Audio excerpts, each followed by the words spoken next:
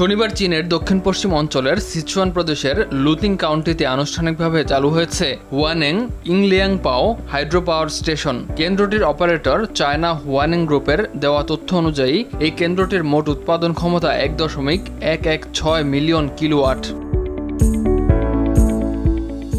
ভূপ্রকৃতির বৈশিষ্ট্য অনুযায়ী এই কেন্দ্রটি দীর্ঘ টানেলের মাধ্যমে পানি নিষ্কাশনের একটি অনন্য পদ্ধতি অবলম্বন করে। ১৪.৪ কিলোমিটার দীর্ঘ দুটি নিষ্কাশন টানেল নির্মাণের মাধ্যমে পানির উচ্চতার পার্থক্য ২৬ থেকে ১১৬ মিটারে বৃদ্ধি করা হয়েছে।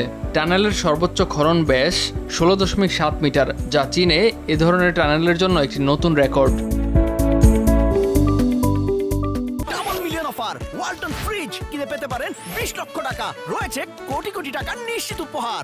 পাওয়ার স্টেশন প্রকল্পের প্রধান প্রকৌশলী কু চিচং বলেন, এই কেন্দ্রটি প্রতি বছর ৫.১৮ বিলিয়ন কিলোওয়াট ঘন্টার বেশি পরিবেশ বান্ধব বিদ্যুৎ সরবরাহ করতে সক্ষম, যা এক বছরে ২.১৫ মিলিয়ন পরিবারের স্বাভাবিক চাহিদা মেটাতে পারে। এটি প্রায় ১.৫৫ মিলিয়ন টন কয়লা সাশ্রয়ের সমান এবং কার্বন ডাই অক্সাইড নির্গমন প্রায় ৪.০৭ মিলিয়ন টন হ্রাস করবে।